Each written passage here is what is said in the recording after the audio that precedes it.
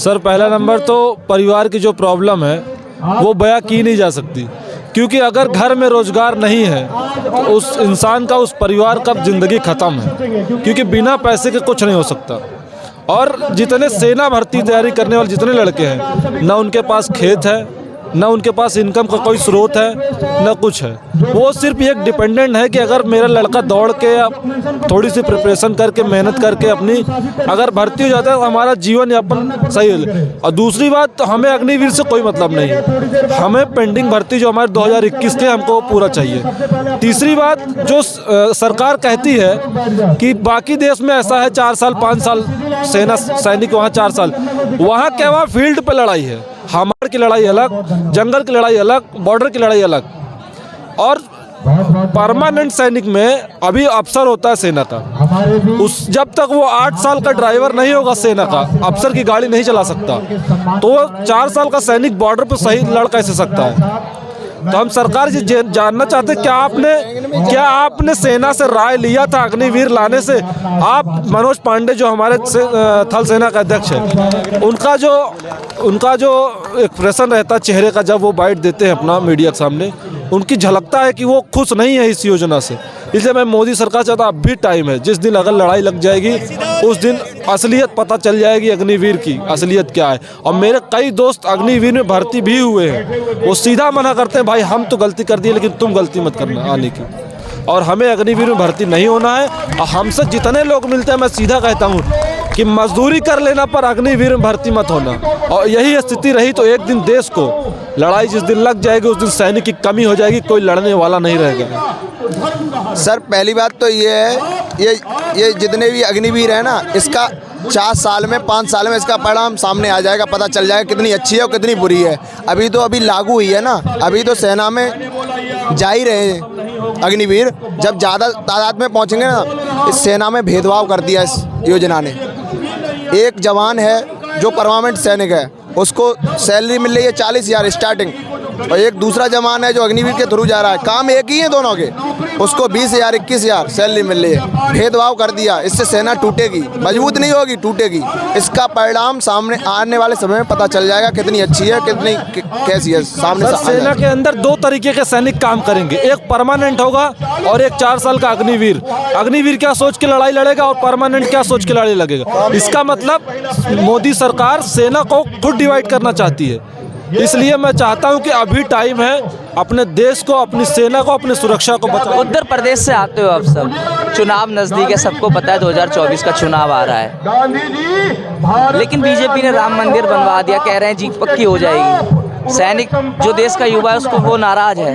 क्या 2024 में इसका कुछ परिणाम झेलना पड़ सकता है बीजेपी को? तो सर ये है कि अंदर से सारे दुखी हैं। ये जो धरातल पे ना देखें चल के तब पता चले इन्हें कि कौन कौन दुखी है। ये तो वैसे अपने मीडिया को कर लिया अपनी फेवर में और ऊपर दिखा देते हैं कि सब कुछ सही चल रहा है, लेकिन रियल बात तो ये है कि गरीब मजदूर आदमी बहुत अंदर से दुखी है। गरीब मजदूर का ही बेटा इस सेना में जाता है, सेना को ही ख़त्म कर दिया इन्होंने, और इसका परिणाम आने वाले समय में दिखाई दे जाएगा। सर सेना बहुत अंदर से टूट चुकी है और आने वाले समय में दिखाई देगा। ये हम 2 महीने से यहाँ पे हैं, 2 महीने से, और लगातार धरना कर रहे हैं। और सरकार हमारे पहले भी हमने सरकार के खिलाफ आवाज़ उठाई थी कि हमारी पेंडिंग भर्ती कराओ। हमें अग्निवीर से कोई मतलब नहीं है, हमारी बस पेंडिंग रिक्रूटमेंट और परमानेंट करवाए। और ये सरकार को करना पड़ेगा क्योंकि हमारा हक है और हमने मेहनत की है। मैंने अपनी मेहनत के बारे में बताओ, परिवार ने जो संघर्ष किया, पैसा कितना लगा, कैसे तैयारी करी, और फिर बाद में ही रिजल्ट मिला कि भर्ती ही रद्द हो गई। मैं 2000 मैंने मतलब मैंने जब से 10th और 12th की है, तो 12th में मैंने एनसीसी ली, नेशनल कैडेट कोर एनसीसी ली। उसमें 3 साल मैंने एनसीसी सर्टिफिकेट एग्जाम पास किया। सेना में मतलब सेना ही में शुरू से ही मेरा सेना में जाने का जुनून था, तो इसलिए मैंने एनसीसी सर्टिफिकेट पास किया। और 2018 में पहली भर्ती देखी थी, उसके बाद 21 में देखी और मैं ओवर एज भी हो गया, और वही भर्ती 21 वाली सरकार ने कैंसिल कर दी उसे। सर इसमें हमारा क्या दोष था सर? हम सरकार से ये पूछना चाहते हैं सर, हमारी कहाँ कमी रह गई? भर्ती सरकार ने निकाली, सेना ने निकाली, हमने तो उसकी जो शर्तें थी वो पास की सर।